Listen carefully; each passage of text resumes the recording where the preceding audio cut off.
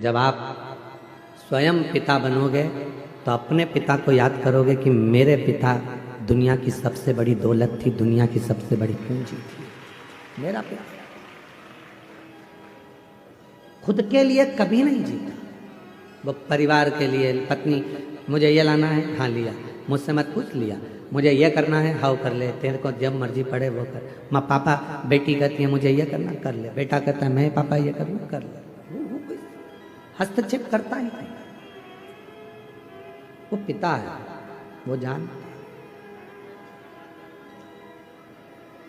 अपनी जिंदगी को, अपने जीवन को सफलता की ओर वही लेकर जाता है जिसने जिंदगी में थोड़ा संघर्ष किया हो। पैसा कमाओगे, लोग जुड़ेंगे, सब आपके पास आएंगे, जो चाहिए वो आपके पास होगा, जो तुमको गाली देते थे वो भी पैसे के बल पर तुम्हारे पास आ जाएंगे। जब तुम्हारी सत्ता चलेगी, तुम्हारा वैभव चलेगा, सब तुमको प्रणाम भी करेंगे, नमन भी करेंगे, आदर भी करेंगे। तुम्हारे भीतर अहंकार मत करना कि मेरे पास इतना पैसा है, बिल्कुल। कुर्सी मिल जाए तो लोग तुमको आदर करेंगे, madam sir, sir madam, madam sir. इसके पहले की जिंदगी देखना, जब तुम्हारे पास कोई पद नहीं था, कुर्सी नहीं थी, प्रतिष्ठा नहीं थी, धन नहीं था, कोई नहीं पूछता था। कुर्सी मिलने के बाद तुम्हें पूछ रहा है, पद मिलने के बाद तुमको पूछ रहा है, पैसा मिलने के बाद तुम्हें पूछ रहे हैं। मतलब ये सम्मान तुम्हारा नहीं है, ये उस कुर्सी का सम्मान है, ये उस पद का सम्मान है, ये उस पैसे का सम्मान, तुम्हारा सम्मान नहीं है। राम सिंह ही है, कमलेश कमलेश ही है, बिमलेश बिमलेश ही है, रमा रमा ही है, वो अपनी जगह पर ही रहेगी। पर वो कुर्सी पर बैठ जाए तो वो कुर्सी का लोग सम्मान करते हैं। तो ये अपने अंदर पैसा आ गया तो ये मत सोचना कि हमारे पास में हम सब कुछ कहेंगे और हो जाएगा, ना ना। ये धन का सम्मान, ये पद का सम्मान, ये प्रतिष्ठा का सम्मान, उतरे फिर वही रहोगे। इसलिए अपने स्वभाव को, अपने नेचर को कभी मत बदलना। आज है, कल नहीं होगा, तो भी इन्हीं के साथ रहना है, इनसे ही बात करना है, इनसे ही। थोड़ा धन बढ़ा और सबने पूछना चालू कर दिया आपको, अरे काका जी और चाचा जी और नाना जी और फूफा जी और मामा जी और ये और वो, सब ने पूछा। और जब नहीं था कोई पूछने नहीं आता था, क्यों कितने का कर्जा हो गया, लाओ हमें बताओ, हम कर्जा चुका देंगे तुम्हारा। थोड़ा हमारे पास जमीन है, उसमें से आधा टुकड़ा जमीन का बेच देंगे, तुम हमारे रिश्तेदार हो, हम तुम्हारा कर्जा चुका देंगे। है कोई संसार में ऐसा जो रिश्तेदार का कर्जा अपनी जमीन बेचकर चुका देता हो? नहीं। फिर धीरे धीरे तुमने तो नहीं दिया, उसने मेहनत करी, संघर्ष करा, परिश्रम करा, फिर खड़ा हुआ और फिर आगे बढ़ा। अब जितने रिश्तेदार थे वो कहते हैं ये तो हमारा ही अपना वाला है, अपने ही परिचित है, अपना ही है। ये आपका सम्मान नहीं है, आपके धन का सम्मान है। इसलिए अहंकार पैदा मत होने देना कि मेरा सम्मान इतना हो रहा है, ना तुम्हारा नहीं है, तुम्हारे धन का सम्मान है। गया फिर कोई नहीं पूछेगा। आप कोई ऊंचे पद पर बैठ जाओ, मालूम पड़े कोई बहुत बड़े मंत्री संतरी कलंतरी बन गए, कोई अधिकारी बन गए, कोई बहुत बड़ी कुर्सी तुमको मिल गई, कोई तुम कहीं के थानेदार बनकर बैठ गए, तुम कहीं के बहुत बड़े कलेक्टर और बहुत बड़े पदाधिकारी बनकर बैठ गए, तो ये मत सोचना कि तुम तो ना जाने बचे कुर्सी है तुम्हारे पास में तो पूछा जा रहा है। जिस दिन रिटायर हो जाओगे उस दिन तुम्हारे घर के लोग ही तुमको नहीं पूछ पाएंगे, ये निश्चित है। कुर्सी का पद है, कुर्सी का सम्मान, सम्मान पद का होगा, तो फिर क्यों हम अभिमान में पड़े? क्यों? सियोर वाला महाराज सोचे कि ये जितने आ रहे हैं सब मेरे चक्कर में आ रहे हैं, तो सियोर वाला महाराज को ये सोचना नहीं चाहिए ये तुम्हारे चक्कर में नहीं, ये देव अधिदेव महादेव के चक्कर में आ रहे हैं, जिसकी आराधना और साधना में। कोई कथाकार सोचे कि मुझे इतने लोग सुनते हैं, कोई कथाकार सोचे कि मैं इनकी जिंदगी बदल देता हूँ, तुम नहीं बदलते।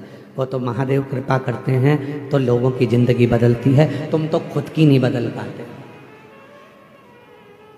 कोई महाराज सोचे कि मैं इसकी जिंदगी बदल दूंगा, महाराज खुद अपनी जिंदगी नहीं बदल पाता तो दूसरे की क्या खाक बदले। कभी ये विचार मत करना कि मैं कुछ कर रहा हूं, भोले आपकी कृपा से सब काम हो रहा, शंभु आपकी कृपा से सब काम हो रहा। कल जितेंद्र जी के, जायसवाल जी के बड़े बेटे प्रियांशु जी बोल रहे थे कि गुरुजी पापा को बहुत चिंता थी इस कथा की, समय कम था, 5 दिन में तैयारी करना था। जितेंद्र जी कितने दिन की तैयारी? 5-6 दिन की तैयारी थी, 5 दिन में तैयारी करना थी। और कैसे होगा? प्रियांशु बता रहे थे आपके सुपुत्र कल की पापा को रात को 1-1, 2-2 बजे तक नींद नहीं आती थी, पूरी नींद उड़ गई थी। कहाँ?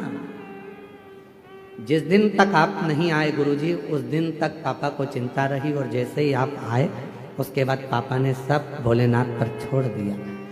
तो हम कहें जितेंद्र जी आपको साधुता की, आपके भीतर ये जरूर है कि आपने शिव पर आश्रित हो गए, शिव पर आश्रित। आज पूरे क्षेत्र में, कांकेर क्षेत्र में जितने भी जायसवाल परिवार होंगे अपने आप को आज गौरवान्वित महसूस कर रहे होंगे कि हमारे कम से कम आज कुल में, परिवार में किसी ने शिव महापुराण की कथा करवा कर अपने जीवन को और हमारे कुल को सार्थक कर दिया, साधु कर दिया। कब तक टेंशन है? जब तक हमने अपने ऊपर जवाबदारी ली। आपसे एक बात पूछें, जरा उत्तर दीजिएगा। फैक्ट्री में टेंशन नौकर को रहता है कि सेठ को रहता है? जम के बोलो, सेठ को। दुकान में टेंशन सेठ जी को रहेगा कि नौकर को रहेगा? सेठ जी। तुम्हारा बिजली का बिल जमा हुआ कि नहीं हुआ, नौकर को कोई मतलब नहीं है।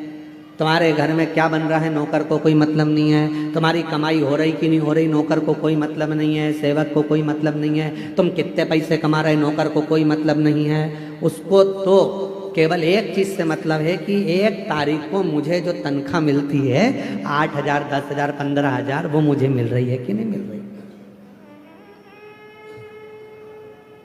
वो मुझे प्राप्त हो रही है।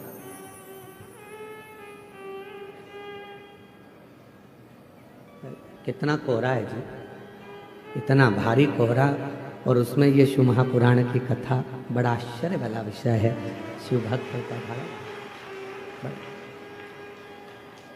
नौकर को चिंता नहीं है, नौकर को टेंशन नहीं है।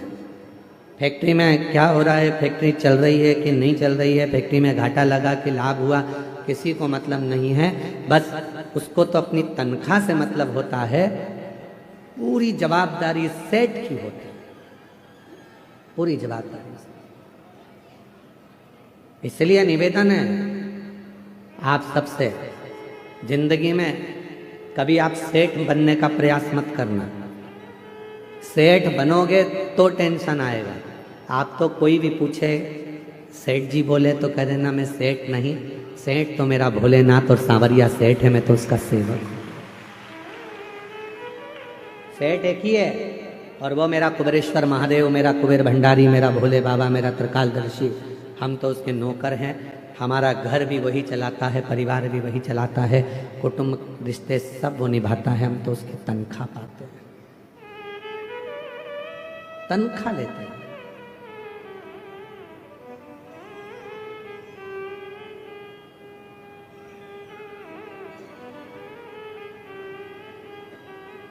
तेरी नौकरी सबसे सुंदर है बाबा, उससे बढ़कर कुछ नहीं,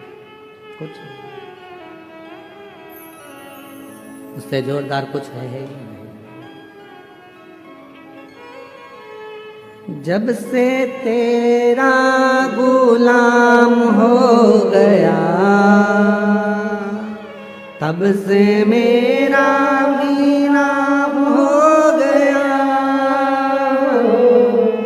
जब से तेरा गुलाम हो गया, तब से मेरा भी नाम हो गया।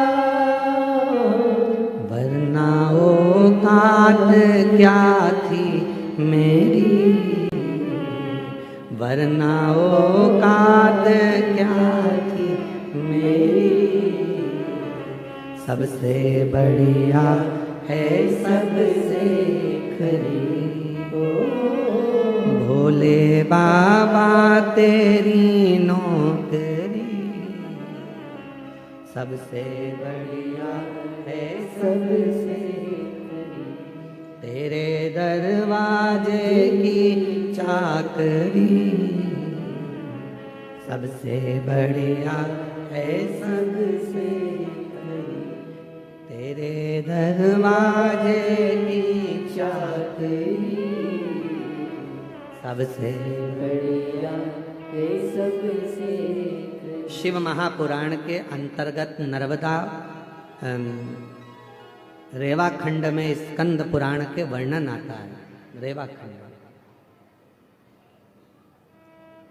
स्कंद पुराण के रेवा खंड में वर्णन आता है कि जब कोई संसार का मनुष्य शंकर जी की कथा में शिव के मंदिर में, माई रेवा के तट पर, भगवान शिवालय में या शिव महापुराण में किसी का मुख भी अगर झूठा करा देता है तो उसका भंडार स्वयं भोलेनाथ भर जाता है। इसीलिए आपने देखा होगा कई लोग बिस्कुट लेकर आते हैं, कोई अपने घर से पोहा बना कर लाता है, कोई भजिया बना कर ले आता है, कोई तिल्ली का लड्डू ले आता है, कोई खिचड़ी बना लाता है, कोई बिस्कुट, कोई टॉफ़ी, कोई सामान लाता है और एक दूसरे को थोड़ा थोड़ा मुख झूठा करा देते हैं। कोई लोग पानी के पाउच बांटते हैं, कोई पानी की बोतल बांटता है, जो जिससे बन जाए। कोई घर में थर्मस में चाय बना कर ले आता है, 10-20 लोग जो पास में बैठे रहते हैं उनको चाय पिला देता है।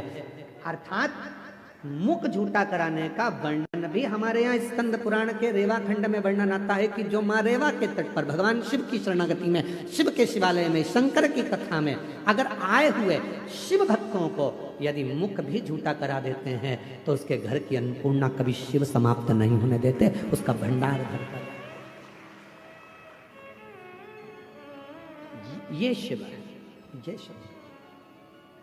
और हमको ये वनवासी आदिवासी क्षेत्र की कथा थी तो हमको ऐसा लगा था कि ना जाने यहाँ भक्त आएंगे तो यहाँ पर मुख झूठा कराएंगे कि नहीं कराएंगे, पर हमने रोज़ देखा, प्रतिदिन दूर दूर से जो जो भक्त आते थे, साधारण गरीब बड़े भी अगर आते थे, अपने झोले में थोड़ी सी टॉफ़ी लेकर आके लोगों को खिला जाते थे, बिस्कुट खिला जाते थे।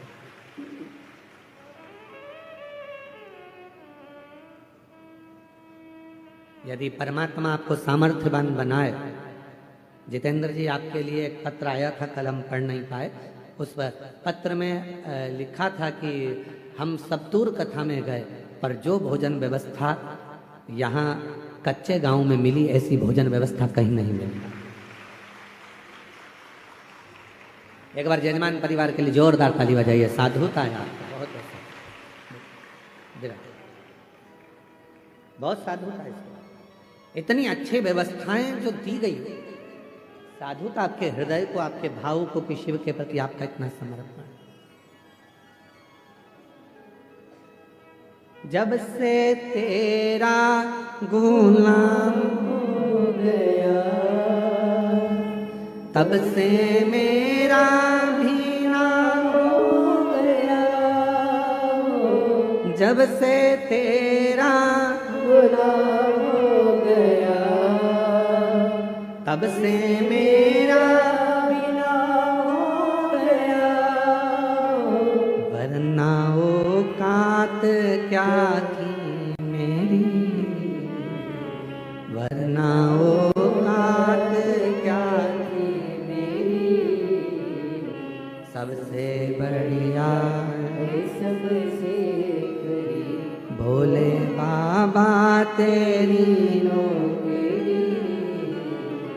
सबसे बढ़िया है सबसे करीब। स्वयं को आप सेठ मत समझो, आप तो भोलेनाथ जी को सेठ बना दो, हम उसके सेवक, हम उसके नौकर।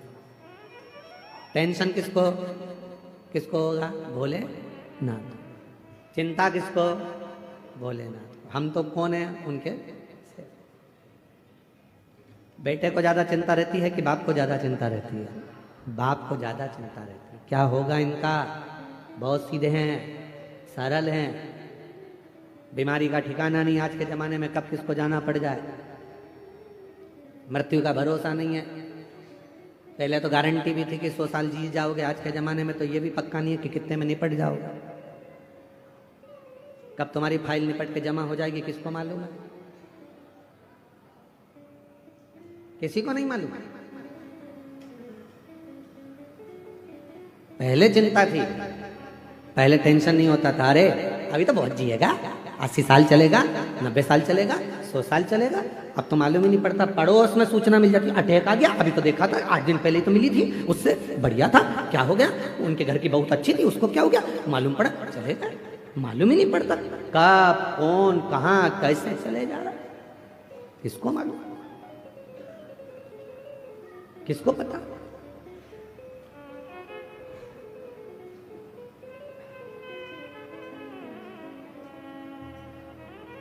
सुबह उठा करो ना रोज सुबह सुबह, सबसे पहले उठते से ही, सबसे पहले उठते से ही जैसे तुम्हारे नेत्र खुले सो के उठो, वैसे ही भले पलंग पर पड़ी पड़ी आंख खुलते से ही भगवान को धन्यवाद देना, आज फिर जिंदा उठा दिया, आज फिर जिंदा उठा दिया।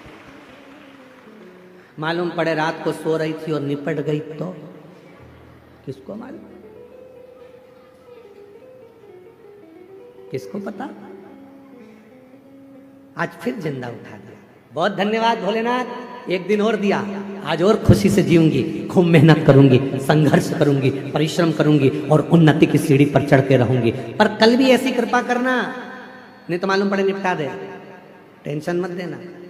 रोज उठो, रोज धन्यवाद दो, तेरी बड़ी करुणा, तेरी सुबह पहले रात को सो तो जम के बोलकर सो, पास में पति है, पत्नी है, बच्चे हैं, जो भी हैं परिवार में, सोने से पहले एक बार सबसे कहो श्री शिवाय नमस्तुभ्यम। उठो तो धन्यवाद दो, आज फिर उठ गई हूं तेरी कृपा से, तेरी करुणा से, बड़ी करुणा करी।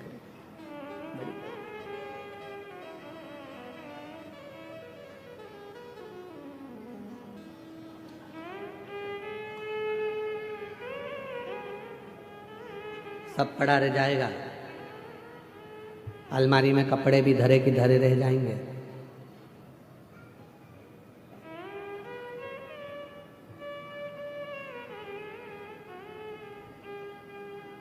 कई लोग तो हमसे भी कहते हैं, सियोर वाले महाराज तुम इतना सोना वोना पहन के कथा वाचते हो। जजमान दिए हैं, भोलेनाथ की कृपा है, शिव की करुणा है, जोड़ जोड़ के तिजोरी में धर जाएंगे, बाद में औलाद पहनेगी, अपन ऊपर से ताकेंगे, हमारी चेन तुम पहन रहे, हम तो पहन ही नहीं पाए। अलमारी में जितने कपड़े रखे हैं निकालो, पहनो, कल का बिल्कुल भरोसा नहीं है कि पहन पाओ कि नहीं पहन पाओ। अचार है बरनी में तो खा लो, धरा की धरा रह जाएगा, पापड़ अच्छे सेक सेक के खाओ, मक्का की रोटी, ज्वार की रोटी, बाजरा की रोटी, ठंड चल रही है, बेहतरीन गुड़ में मिला मिला के खाओ। कल का कोई ठिकाना नहीं जिंदगी में, कब किसको जाना पड़ जाए और मालूम पड़े अचार की बरनी धरी की धरी रह जाए, फिर 13 दिन मेहमान खाए, अपन ऊपर से देखें हमारा अचार तुम खा गए, हमारा अचार।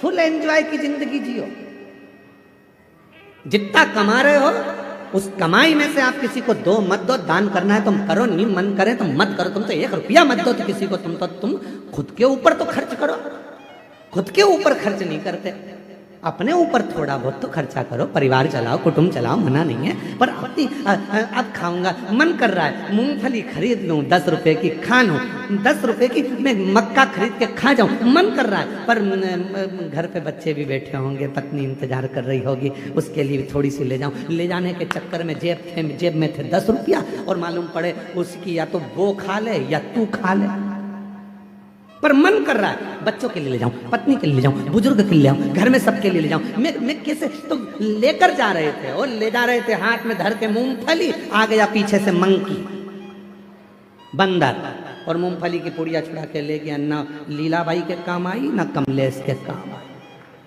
मूंगफली बिमलेश का भाई खा गया,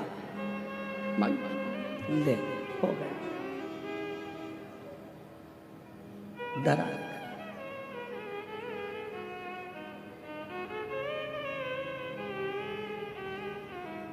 उस समय पर कोई नहीं आएगा, कोई भी नहीं, सारा घर परिवार सब धरा।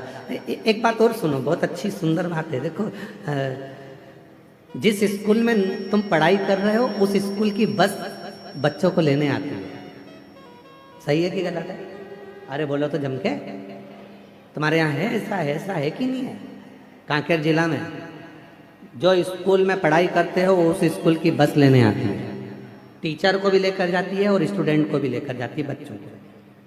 जिस कॉलेज में पढ़ाई कर रहे हो उस कॉलेज की बस लेने आती है। जिस फैक्ट्री में नौकरी कर रहे हो उस फैक्ट्री की बस लेने आती है।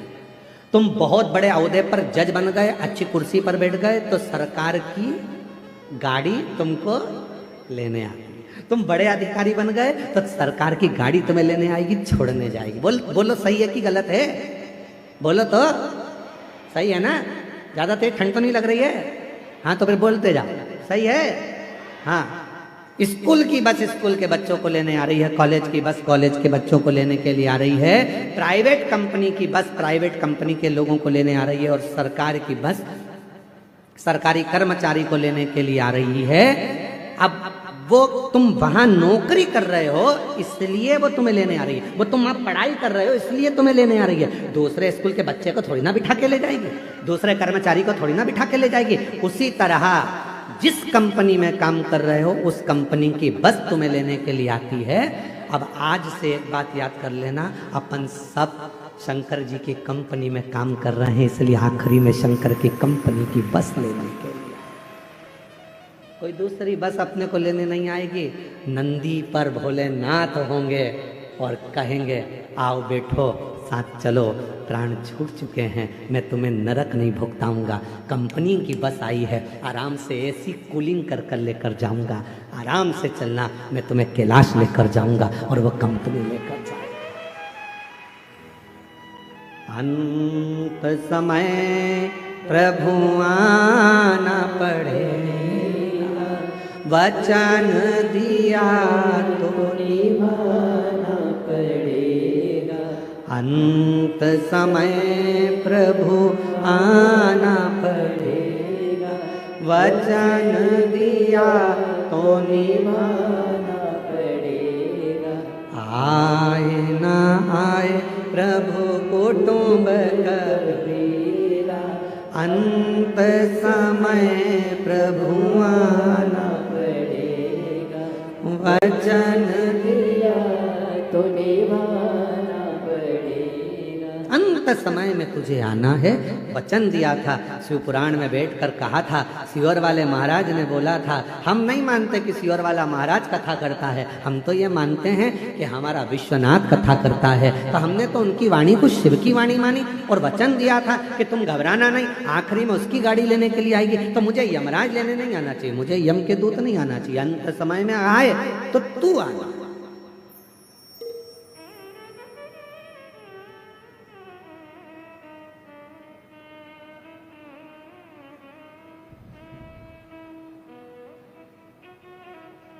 और वो महाराज सज धज के जिस दिन मौत की शहजादी आएगी, न सोना काम आएगा। कोई पलंग पर पड़ा हो, अंतिम सांसें गिन रहा हो। आप लोग किसी को हॉस्पिटल में देखने गए हो कभी कि नहीं गए? बोलो बोलो, जम के बोलो, गए हो? हॉस्पिटल में जाके क्या बोलते हो? मामा जी। अब वो बेचारा ऑक्सीजन लगी मुंह में, वेंटिलेटर पे पड़ा, और तुम मामा जी, मामा जी समोसा ला दूं, मामा जी गुलाब जामुन, मामा जी 50,000 रुपए रख दूं तुम्हारे पलंग के पास। मामा जी ऑक्सीजन मुंह में लगी, मन में सोच रहा निकल जाए यहाँ से बाहर, मर रहा और 50,000 रुपए क्या ऊपर लेके जाऊंगा? जब अच्छा था तो समोसा नहीं खान दिया, मुंह में ऑक्सीजन लग रही है, क्या करूं उस धन का? मरने वाले व्यक्ति को ना समोसा चाहिए, ना गुलाब जामुन चाहिए, ना तुम्हारा धन चाहिए। मरने वाले व्यक्ति को तो केवल शिव का नाम चाहिए कि वो बचा लाए, काल के ग्रास से छुड़ा कर लिया है। अकाल मृत्यु वो मरे जो काम करे चंडाल का, और काल उसका क्या बिगाड़े जो भक्त हो महाकाल का। अंत समय में उसको चाहिए कि कोई ऐसा मिल जाए जो मुझे श्वास ला कर दे दे, कोई ऐसा मिल जाए मेरी ऑक्सीजन ला कर दे दे, कोई ऐसा मिल जाए कि मुझे ठीक कर दे। मुझे धन नहीं चाहिए, समोसा कचौड़ी नहीं चाहिए, 2 एकड़ जमीन नहीं चाहिए। केवल अंतिम समय में भगवान से प्रार्थना करता है कुछ श्वास और दे दो, और वो श्वास परमात्मा कहेगा मैं देने को तैयार हूं। पर एक बात याद रखना कि तूने अपनी श्वास को क्या शिव पुराण में लगाया था? 2-3 घंटा की कथा सुनने कभी गया था? हाँ, अगर तो 3 घंटे की कथा सुना है तो उसमें जितनी श्वास निकली है तेरी, उतनी श्वास मेरे खाते में लिखी है। जा, एक काम करता हूँ और थोड़े साल तेरे को दे देता हूँ, और भजन कर लेना, श्वास और मिल जाएगी, और मिल जाएगी। तेरे भजन से, तेरे कीर्तन से, मंत्र जाप से, नाम जाप से, 1 लोटे जल से हमारी श्वास बढ़ गई। कॉलेज स्कूल में बच्चों को पैसा कमाने का तरीका सिखाया जाता है। आज के नए नए फैशन में लोग मोबाइल पर भी पैसा कमाने का तरीका सिखा रहे हैं, पर शिव पुराण पैसा कमाने का तरीका नहीं सिखाती। शिव महापुराण की कथा उम्र बढ़ाने का तरीका सिखाती है, क्योंकि पैसा तो कमा लोगे पर भोग कैसे करोगे? पैसा कमा के रख दिया और निपट गए तो फिर ऐसा भोग करने के लिए शरीर भी तो अच्छा रहना चाहिए, पूरा शरीर पुष्ट रहना चाहिए, पूरा शरीर अच्छा रहना चाहिए। इसलिए निवेदन है, सोफा सेट अच्छा है तो चने खाओ, मूंगफली खाओ, गन्ने को छील छील के खाओ। जब सोफा सेट ही नहीं रहेगा तो चने क्या कूट के खाओगे? अच्छा शरीर है, भगवान नाम लो, भजन करो। कई लोग कहते हैं गुरुजी अभी तो हमारी उम्र बची है, अभी तो हम कोई बुढ़े थोड़ी ना हो गए जो भगवान के मंदिर जाएंगे, अभी हम बुढ़े थोड़ी ना हो गए जो शिव पुराण की कथा में जाएंगे। जब बुढ़े हो जाएंगे तो कथा सुनेंगे। हमने कहा ठीक है, बुढ़े होने पर तुम इंतजार करो, उसमें कोई दिक्कत वाली बात नहीं। और फिर कहीं का होता है, हमारे हम जहाँ सीहोर में रहते थे नमक चौराहे पर, वहाँ पर हमारे पड़ोस में एक काकी जी रहती थी। हम उनसे हमेशा कहते काकी कथा में चलो। काकी कहती थी अभी बेटा बेटे की शादी हो जाए, बहू आ जाए, मेरे को करना क्या, उसके बाद तो कथा ही सुनूंगी। 1 साल बाद वो भैया की शादी हो गई, उनकी बहू आ गई। हमने काकी से कहा काकी कथा में चलो। काकी बोली बस बेटा बहू का थोड़ा जाते का समय है, छोरा छोरी हो जाए उसके बाद तो कथा ही कथा। अब छोरा छोरी हो गए, 1 साल बाद फिर कहा कि अब कथा। अब बेटा वो बच्चा छोटा सा है, बेचारी बहू रसोई घर संभाले कि बच्चा संभाले, बस थोड़ा सा बड़ा हो जाए। हमने 3 साल कुछ भी नहीं बोला। 3 साल बाद फिर कहा काकी कथा में चलो। काकी बोली बेटा वो छोरा छोटा सा पाँव ले लिए इधर उधर घूमता है, पकड़ के रखना पड़ता है, ठीक है। अब बच्चा बड़ा हो गया 2-4 साल बाद, फिर हमने कहा काकी कथा में चलो। काकी बोली चलने को तो चल चलो, पर हमारा कमर से नहीं बैठा जाए रे, नहीं बैठा जाए घुटना से। फिर हमने कहा ब्रेंदो तुम ऊपर सुन लेना, अब यहाँ सुनकर क्या करोगे, वहीं सुनना। एक दिन हमारी सासू जी से हंसकर बोली जेठानी, राम नाम को सुमिरन कर ले 2 दिन की है जिंदगानी। एक दिन हमारी सासू जी से हंसकर बोली जेठानी, राम नाम को सुमिरन कर ले 2 दिन की। बस 2 दिन का जीवन है, उसको तुम कैसे जियोगे ये तुम्हारे ऊपर निर्भर करता है। तुम कितनी खुशी से, आनंद से, भक्ति से, भजन से, स्मरण से जी लो, यही जीवन है, यही आनंद है। शिव कथा क्या कहती है? शंकर भगवान बैकुंठ में रह रहे हैं क्या? बोलो जम के नहीं। शंकर भगवान के पास में डनलप के गद्दे हैं क्या? बोलते जाओ नहीं। शिव जी के पास सोने के जेवर हैं? नहीं। उनके पास जो जेवर है तुम्हारे घर में आ जाए तो तुम भग जाओ, सांप बिच्छू। ना शंकर भगवान के पास सोने के जेवर हैं, ना शंकर भगवान के पास में डल्लप के गद्दे हैं, ना शंकर भगवान के पास में बंगला है, ना उनके पास में गाड़ी है। शिव जी से सीखो, खुले आसमान में रहते हैं, खुले आसमान। सांप के जेवर पहनते हैं, कानों में बिच्छू पहनते हैं, मृगछाला को नीचे पहनते हैं, फिर भी अपने परिवार के साथ हमेशा स्माइल देते मिलते हैं, खुशियों में मिलते हैं, खुशियों। इसलिए भगवान शंकर का पूरा परिवार, जब भी हमारे यहाँ कोई मंगल कार्य होता है तो उसमें हमारे भगवान शंकर के पूरे परिवार को बुलाया जाता है। आपके यहाँ ऐसा होता है कि नहीं होता हमको नहीं मालूम। शादी के पहले गणेश जी नोते जाते हैं, तुम्हारे यहाँ नोते हैं? पूछते हैं। शादी के समय पर माता पूजन होती है, मतलब शंकर जी का पूरा परिवार हमारे घर के शुभ कार्य में उनको बुलाया जाता। क्यों? क्योंकि वो जैसे भी हैं अपनी मस्ती में रहते हैं, मंगल आनंद में रहते हैं, मंगल। इसलिए शादी में सबसे पहले अगर कोई वो गाना गाते हैं, क्या बोलते हैं उसको, दूल्हे को क्या कहते हैं शादी में? बना, और दुल्हन को बनी। दूल्हे को बना, दुल्हन को बनी, और दोनों में ही नहीं बनी तो काय का बना और काय की बनी। तो वो जब दोनों के लिए वो गाते हैं ना भजन, रात्रि को शादी में 8 जब फ्री हो जाती हैं जीजियाँ, तब आराम से ढोलक ले लेके बैठ जाती हैं और खूब प्रेम प्रेम से गाती हैं उसको, बहुत जोर जोर से। बना जी दिल्ली जाना जी, वहाँ से लहंगा लाना जी, बनी फिर पहन के आएगी, फिर यूँ इतराएगी, फिर गाना गाएगी, झुमका गिरा। तो ये सब गाने से पहले वो पहले भजन गाते हैं भगवान गणेश जी का। गौरी के नंदा गजानंद स्वामी, तुम्हें आज मंदिर में आना पड़ेगा। गौरी के नंदा गजानंद स्वामी, तुम्हें आज मंदिर में आना पड़ेगा। तांबा का हंडा में तातो धरो पानी, तांबा का हंडा तातो धरो पानी। गौरी के नंदा गजानंद स्वामी, तुम्हें आज मंदिर में नहाना पड़ेगा। गौरी के नंदा गजानंद स्वामी, तुम्हें आज मंदिर में नहाना। सोने की थाली में भोजन परोसा, सोने की थाली में भोजन परोसा।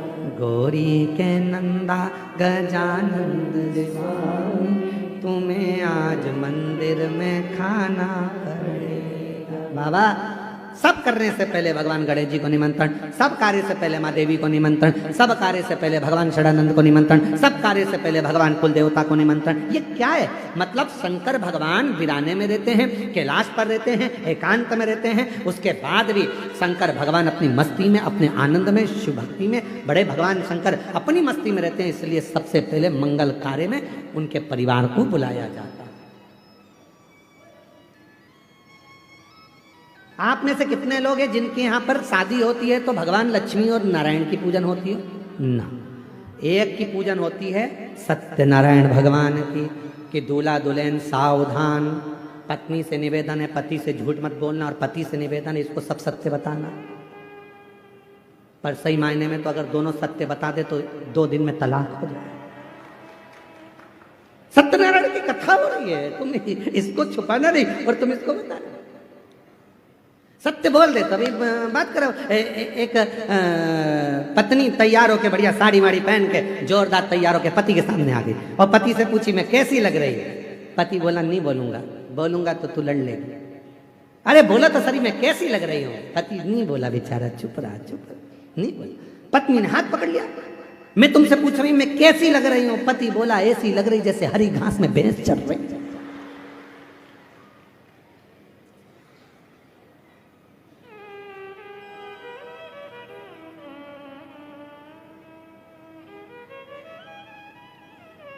पत्नी कुछ नहीं बोली। शाम को पति जब ऑफिस से आया, करेले की सब्जी बना दी, खा।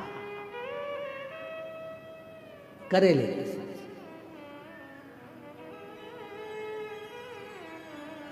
सत्य होती है। शादी ब्याह में लक्ष्मी नारायण भगवान का पूजन नहीं, सत्यनारायण भगवान का पूजन होता है। शादी ब्याह में भगवान गणेश जी का पूजन होता है। माँ अम्बा जगदम्बा जगतधात्री दुर्गा भवानी के माता पूजन होती है। भगवान शिव की आराधना कुल देवता के रूप में, पितृदेवता के रूप में होती है, शिव की आराधना। पर मंगल कार्य में भगवान शिव के पूरे परिवार को बुलाया जाता है। क्यों? क्योंकि वो जहां रहते हैं वो शांति और सुकून से रहते हैं, उनको बहुत ज्यादा से मतलब ही नहीं, वो अपनी मस्ती में जिंदगी,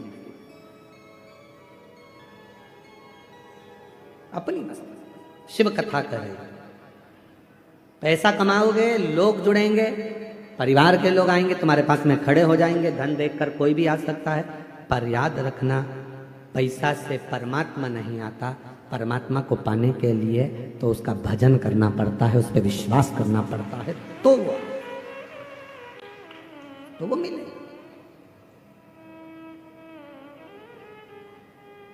मेरी किस्मत का जब गुल खिला, तब जा कर के ये दर मिला। मेरी किस्मत का जब गुल खिला, तब जा कर के ये दर मिला।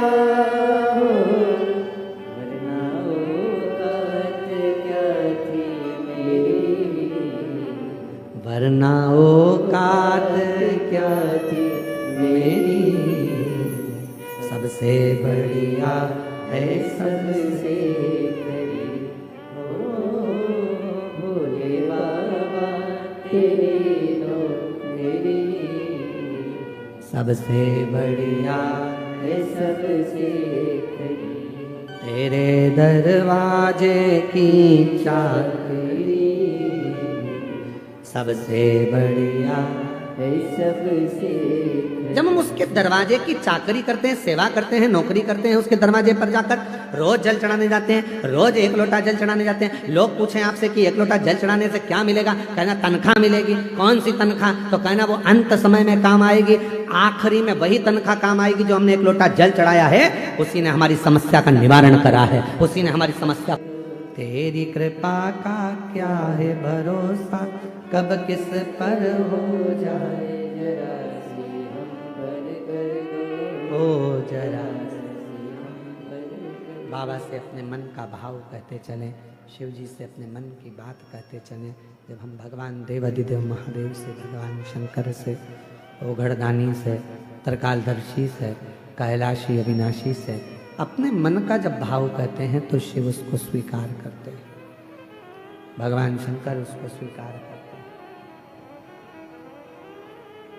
शिव कथा कर रही है, भगवान शंकर का संवाद कर रहा, शिव महापुराण की कथा वर्णन कर रही है।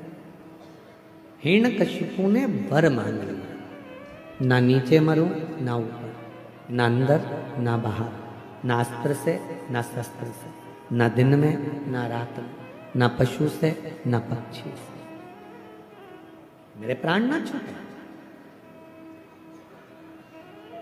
प्रहलाद से कहा क्या इस खंबे में तेरा भगवान है? हाँ, लग जा गले खंबे से। धधकता हुआ अग्नि का खंबा था। सब चिल्लाकर कह रहे हैं प्रहलाद 4 दिन से आगी में यह खंबा तप रहा है, इसको छूना मती, जल जाओ।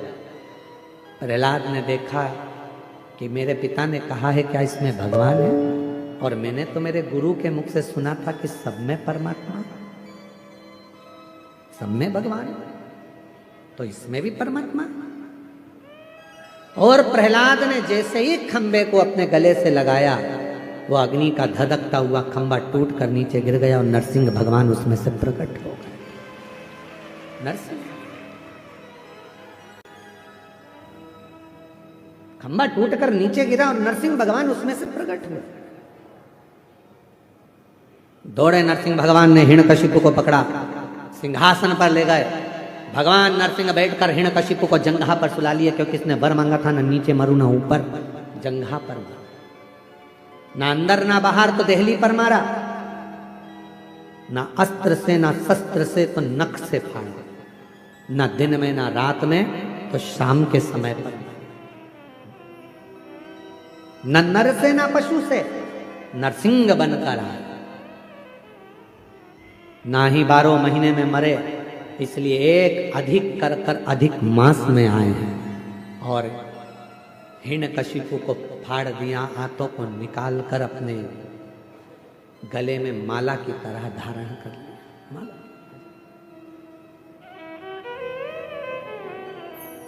माला की तरह धारण कर, जो जैसी भावना। बेटी का नौकरी लगा है और भाई का नौकरी लगा है, एक बार जोरदार करें।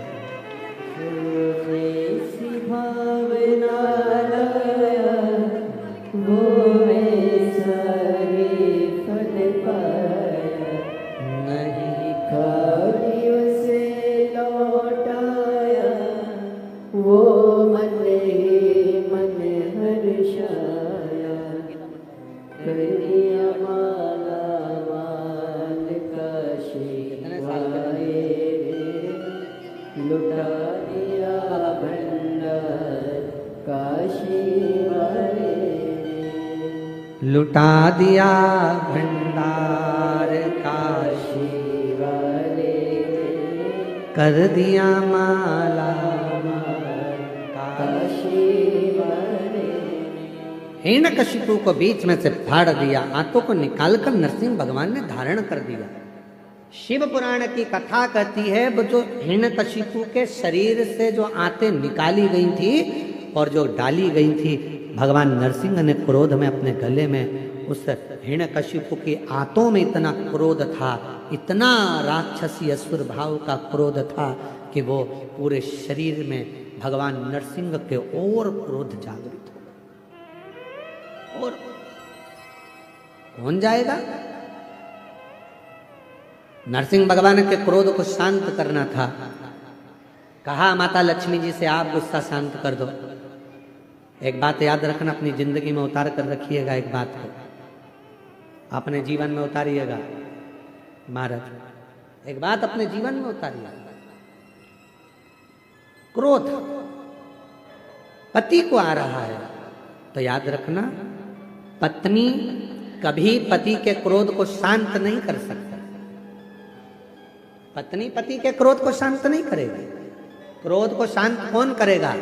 तो शिव महापुराण की कथा कहती है क्रोध को शांत करेगा तो आपके घर में जो छोटे बच्चे होते हैं वो अगर पिता की गोद में चले जाएं तो क्रोध शांत हो जाता है। क्रोध शांत। घर में जो छोटे हैं और छोटे बच्चे जो घर में होते हैं वो क्रोध को शांत कर देते हैं। घर में जो चंचल प्रवृत्ति के छोटे छोटे बच्चे होते हैं वो क्रोध को शांत कर देते हैं, वो क्रोध को समाप्त कर देते हैं। उनकी मीठी वाणी, उनका स्नेह। तो शिव महापुराण की कथा कहती है, कई लोग कथाओं में कह देते हैं भगवान की ये गलती मत कर देना, भगवान गुस्सा हो जाएंगे, भगवान को क्रोध आ जाएगा, तुम ये मत कर देना, भगवान को क्रोध आ जाएगा, तुम ऐसा मत कर देना, भगवान को क्रोध आ जाएगा। शिव महापुराण की कथा कहती है संसार में जन्म लेने वाला एक एक मनुष्य भगवान के लिए बच्चा है, और बच्चा गलती करता है तो माता पिता को क्रोध नहीं आता, वो उसको संभालने का प्रयास करता है। शिव तत्व लगे, लोग तुम्हारे पीछे लगे रहेंगे, मंदिर मत जाओ, क्या करोगे मंदिर जाकर? दुनिया के लोग, कई लोग कहते हैं शंकर भगवान क्रोध के देवता हैं, भगवान शंकर रुद्र देव हैं, भगवान शंकर को गुस्सा बहुत आता है, क्रोध बहुत आता है, भगवान शंकर को क्रोध बहुत आता है, रुद्र हैं भगवान शंकर को क्रोध बहुत आता है। मेरा निवेदन है मेरी जीजियों, वो पिता है, जगत का पिता, और हम उसकी औलाद हैं, हम उसकी संतान हैं। कोई पुराण, कोई शास्त्र ये नहीं कहता कि भगवान देवाधिदेव महादेव आपको दंड देंगे। मेरे शंकर भगवान का तो कोई विद्रोही है ही नहीं। जितने असुर थे, जितने राक्षस थे, सब शिव जी की पूजन करते थे, सब शंकर की आराधना करते थे, सब शिव जी की साधना करते थे। मेरे शिव जी का कोई विद्रोही नहीं, मेरे शंकर भगवान का कोई द्रोह नहीं, सबसे मेरे शंकर भगवान का प्रेम है, सबसे। सबको मेरे देवाधिदेव महादेव लेकर चलते, लेकर। तो कैसे कोई विद्रोही? दुनिया के लोग अगर आपसे कहते हैं कि शंकर भगवान क्रोध के देवता हैं, शिव जी को मत पूछना, शंकर भगवान को ये मत करना, आज के जमाने में लोग सोशल मीडिया के माध्यम से बहुत सारे ऐसे लोग हैं जो अपना अपना सोशल मीडिया के माध्यम से अपना अपना वीडियो बनाते हैं और नई नई तरह की चीजें आप लोगों को बताते रहते हैं। शंकर भगवान को अभी एक कोई हमको बता रहे थे कि भाई ऐसा ऐसा लोग बता देते हैं कि शिव जी को ये चढ़ाने का बोल दिया, शिव जी को वो चढ़ाने का बोल दिया। हमारा निवेदन है, शंकर भगवान की पवित्र कथा शिव महापुराण गीता प्रेस गोरखपुर की मार्केट में बाजार में सबदुन मिलती है, आप कहीं से भी ले सकते हैं और उसका अध्ययन कर सकते हैं, पढ़ सकते हैं। पढ़ो, पर व्यर्थ का कोई कहे शिव जी से दूर रहना, शंकर भगवान क्रोध के देवता हैं, उनको गुस्सा आ जाता है, वो क्रोध करते हैं, शंकर भगवान बड़े क्रोधी हैं। ना ना, मेरे 33 कोटि देवी देवता जितने भी हैं जिनको हम सनातनी पूजते हैं, सनातन धर्म में जिन देवी देवता का हम पूजन करते हैं, वो कभी क्रोध करना नहीं जानते। वो तो हमें प्यार करना सिखाते हैं, प्रेम करना सिखाते हैं, स्नेह करना सिखाते हैं, वो हमको स्नेह करना। और शंभो शरणे मांगू घड़ी रे घड़ी, दुख काटो दया करी दर्शन आगो। ओ शंभो शरणे मांगू घड़ी रे घड़ी, दुख काटो दया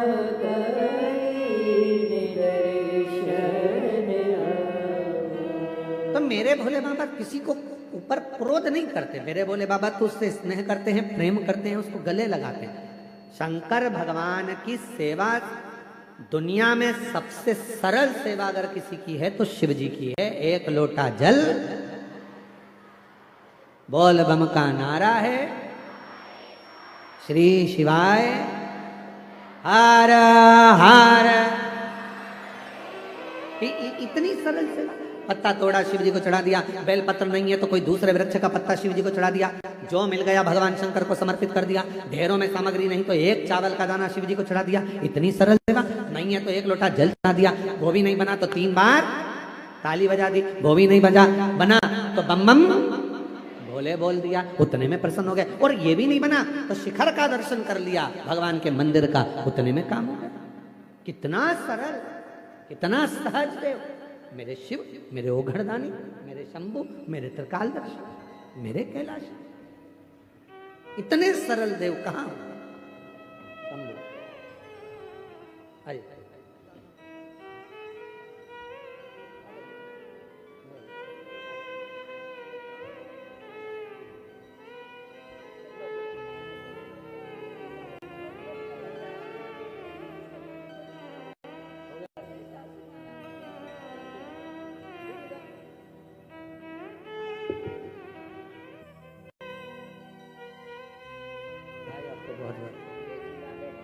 दोनों की बधाई आपको, बच्चों के अच्छे कॉलेज एडमिशन के लिए।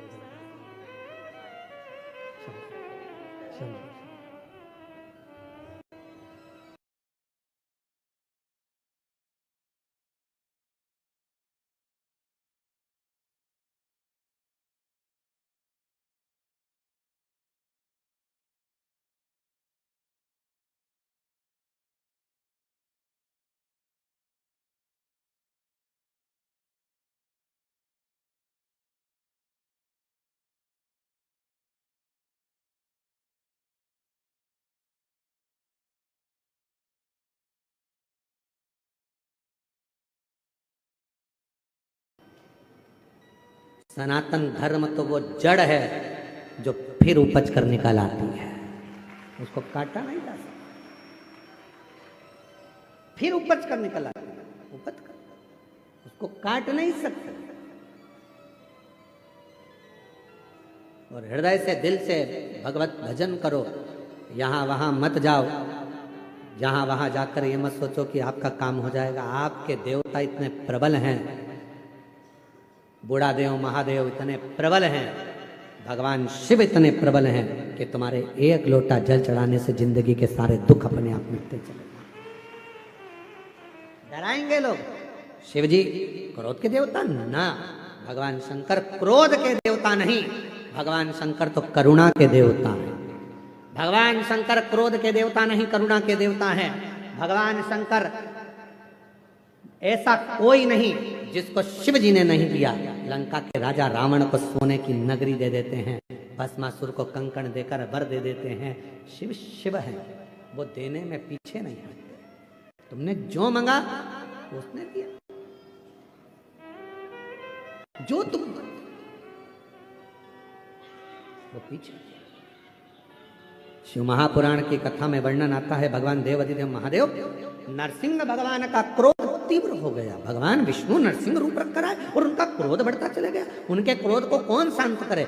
लक्ष्मी जी ने शांत नहीं करा, प्रहलाद जी को भेज दिया। प्रहलाद को देखकर भगवान नरसिंह का क्रोध थोड़ा शांत हुआ, पर फिर उन्होंने उपद्रव करा बहुत। यहाँ वहां जहां जाते वहां देवता घबराने लगते, करे तो करे क्या। तब सारे देवता घबराए और घबराने के बाद भगवान देवाधिदेव महादेव के पास गए कि आप करुणा करिए, आप कृपा करिए, ऐसी कृपा कर दो कि ये क्रोध नरसिंह भगवान का शांत हो जाए, समाप्त हो जाए। कुछ कृपा करिए, थोड़ी सी कुछ करिए। शिव महापुराण की कथा कहती है, भगवान शंकर का चरित्र कहता है, शिव तत्व कहता है।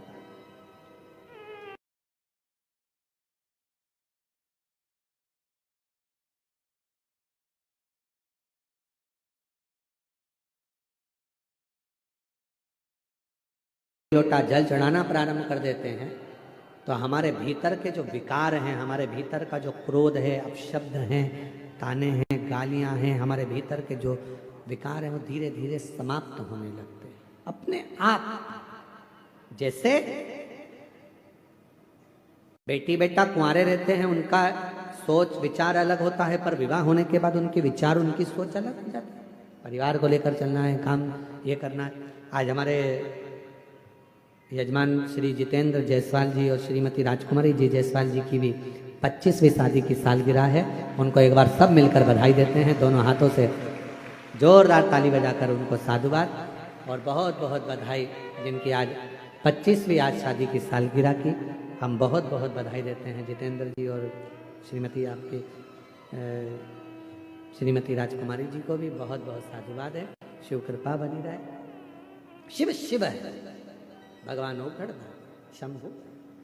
तो मेरा भोले बाबा तो बिना सोचे देता है, बिना विचार किए देता है, बिना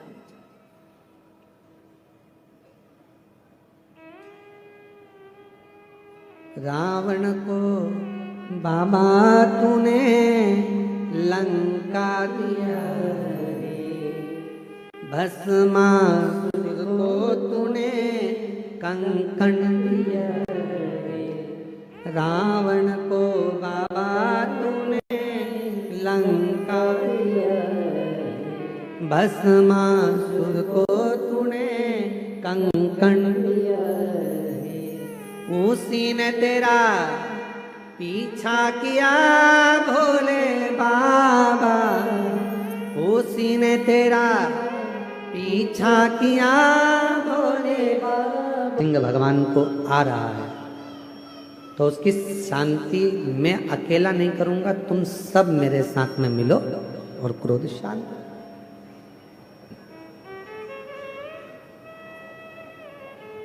मैं एक शरम्भ पक्षी का रूप रख लेता हूं।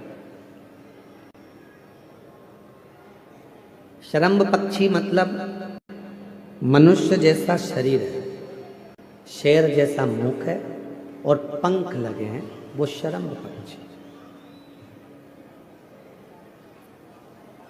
और शरम्भ पक्षी का रूप रखकर मैं नरसिंह भगवान को क्रोध को शांत करूंगा। उनको पंजे में उठाकर अलकनंदा नदी में ले जाकर डालूंगा, जिससे उनका क्रोध शांत हो।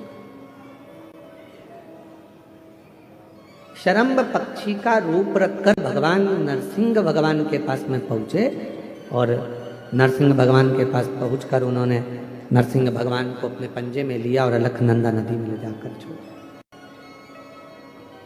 कभी बद्रिकाश्रम आप लोग जाएंगे दर्शन करने के लिए।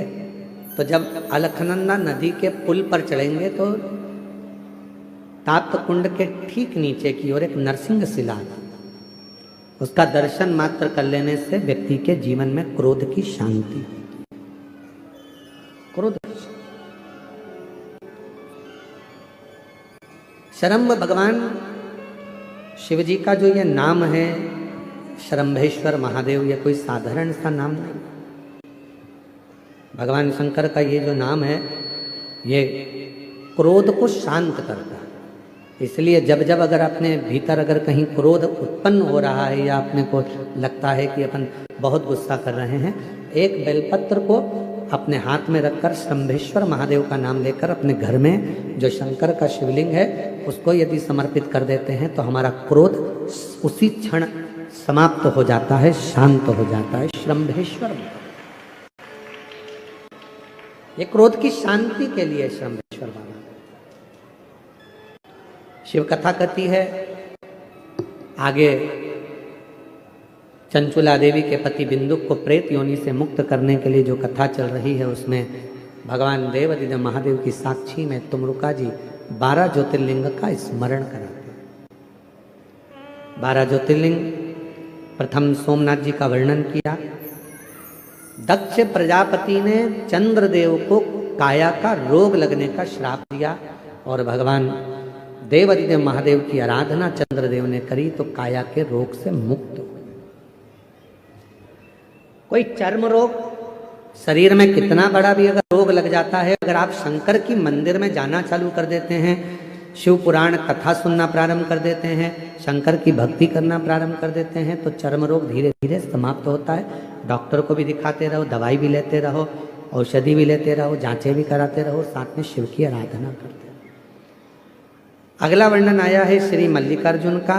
षडानंद कार्तिकेय बाबा रुष्ट होकर चले जाते हैं, जिनको मनाने के लिए शिव पार्वती श्री शैलम पर जाते हैं और मल्लिकार्जुन के रूप में विराजमान।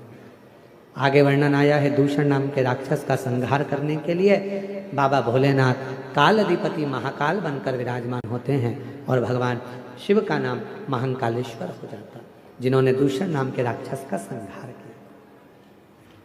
फिर वर्णन आता है विंद नामक पर्वत ने तप कर कर भगवान शिव जी से वर मांगा और वहां भगवान ओमकार के रूप में विराजमान हुए।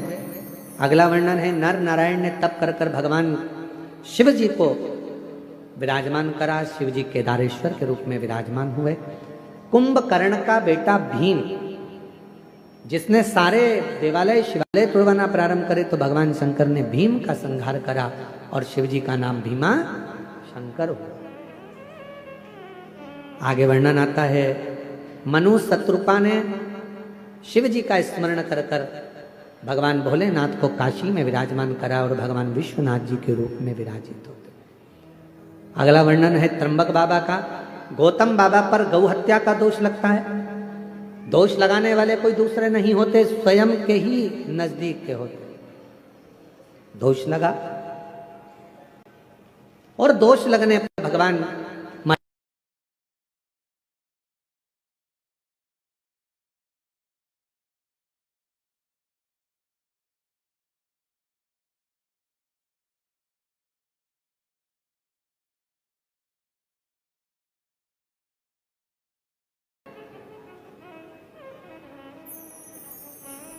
ग्वाले के हाथ में शिवलिंग दिया, ग्वाले ने भूमि पर रख दिया और भगवान वैद्यनाथ जी के रूप में विराजमान हो गए। अगला वर्णन है नागेश्वर का। दारूक नाम के राक्षस का संहार भगवान शिव ने करा तो भगवान नागेश्वर के रूप में विराजमान हुए। फिर वर्णन आया है रामेश्वर का। भगवान राम जी ने शिव जी की आराधना कर कर लंका पर चढ़ाई करी और भगवान विजयता प्रदान करे तो शिव जी रामेश्वर के रूप में विराजमान हुए। फिर वर्णन आया है कृष्णेश्वर बाबा का। सुधर्म नाम के ब्राह्मण की धर्मपत्नी भूष्मा के बेटे को मार दिया गया था, सुदेहा ने उसके प्राण ले लिए थे तो घूष्मा के बेटे को भगवान शंकर ने जीवित करा। शिव जी का नाम कृष्णेश्वर महादेव हो गया। ऐसे 12 ज्योतिर्लिंग का जैसे ही कथा बिंदुक ने सुनी और बिंदुक प्रेत योनि से मुक्त हो गया, देव योनि को प्राप्त हो गया। चंचुला अखंड सौभाग्यवती हो गई। हाथ जोड़कर विनय करने लगे तुमरुका जी भगवान देवादिदेव महादेव से, मैंने ये शिव महापुराण की कथा कही, तुमरुका जी बोलते। कथा के यजमान बनकर ईश्वर जी गोरा जी शंकर पार्वती इस कथा को श्रवण करें। भगवान देवादिदेव महादेव ने कहा, बोलो तुमरुका जी आपको क्या दूं मैं? तुमरुका जी ने कहा, बस एक वर दे दीजिए। क्या वर? घोर कलिकाल में, कलयुग में जो शिव महापुराण की कथा के पंडाल में जाकर बैठेगा, घोर कलयुग में, कलिकाल में, जो अपने घर पर रहकर या टीवी पर, मोबाइल पर, जिस भी भाव में, जो भाव से आपको भजेगा, कथा श्रवण करेगा, शिव महापुराण की कथा को जो श्रवण करे, उसकी जिंदगी के सारे दुख समाप्त हो जाए। कथा को सुनकर ये वर दे। भगवान देवादिदेव महादेव ने वर दिया, अपने मस्तक की बेलपत्र उतार कर शिवपोथी को समर्पित कर दी। सुनो तुमरुका जी, ये शिव महापुराण की कथा कलिकाल के पापों को नष्ट करने वाली होगी, दुखों को हरने वाली होगी, कष्ट समाप्त करने वाली होगी। जिस गांव में, नगर में, शहर में, जिस जगह पर ये पवित्र कथा का वाचन होगा, श्रवण करने वाले के जीवन के सारे दुख समाप्त होंगे और ये पवित्र कथा जीवन में आनंद देगी। बाबा कुबेरेश्वर की भूमि से ये चलकर शिव पुराण की कथा आपके गांव गांव, नगर नगर आती है। झोली पसार कर आप बाबा से प्रार्थना कर कर जो मांगते हो वो 3 महीने में बाबा आपको दे देता। जब आपके नगर में, आपके क्षेत्र में सूचना मिले कि कुबेरेश्वर धाम से, सीहोर से, कुबेर भंडारी के दरवाजे से ये पोथी नहीं, हम तो कहते हैं जब कुबेरेश्वर धाम से ये शिव पुराण चलती है तो हमको लगता है कि हमारा कुबेरेश्वर बाबा खुद आता है, 7 दिन में खूब लुटाता है और चला। दुनिया के लोगों को लगता है कि कुबेरेश्वर धाम से केवल शिव पुराण करने के लिए कोई आया है। नहीं, कुबेरेश्वर धाम से, कुबेर भंडारी के दरवाजे से जब ये शिव महापुराण की पोथी आपके नगर में नजदीक में पहुंचे, बड़े उत्साह से जाकर बैठना, आरती तक इंतजार करना और आरती होने के बाद वहां की मिट्टी को नमन कर कर प्रार्थना करना, बाबा मेरी जिंदगी के सारे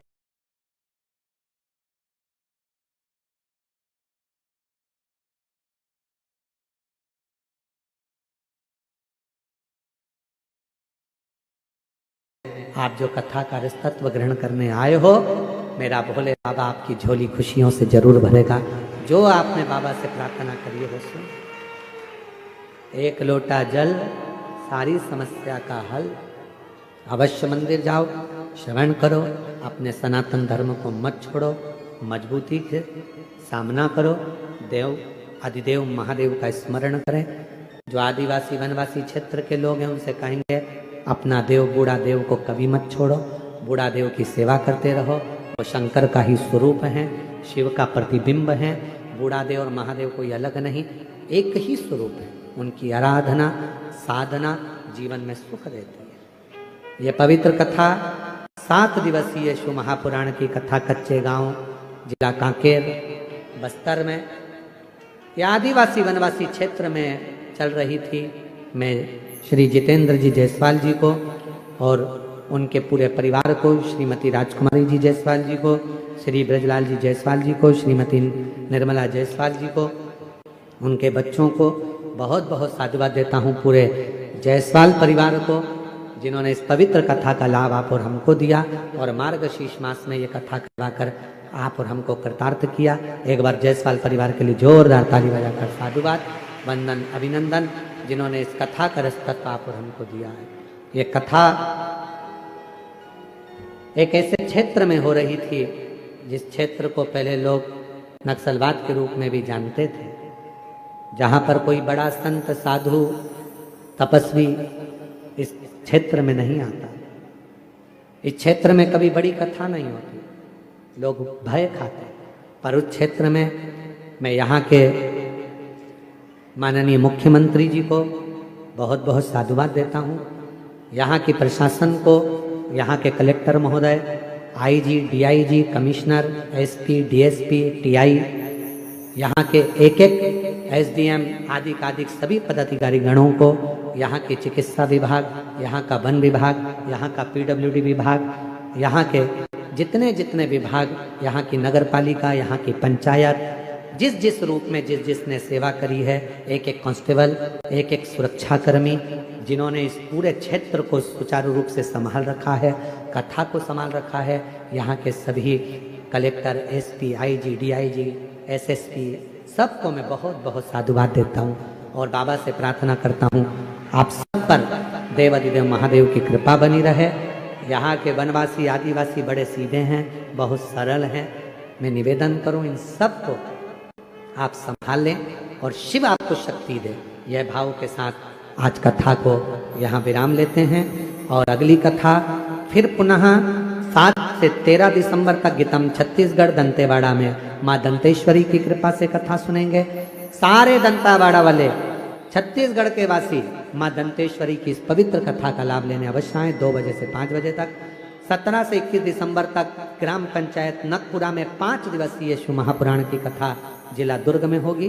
24 से 28 दिसंबर तक 5 दिवसीय शिव महापुराण की कथा मुंबई महाराष्ट्र में होगी।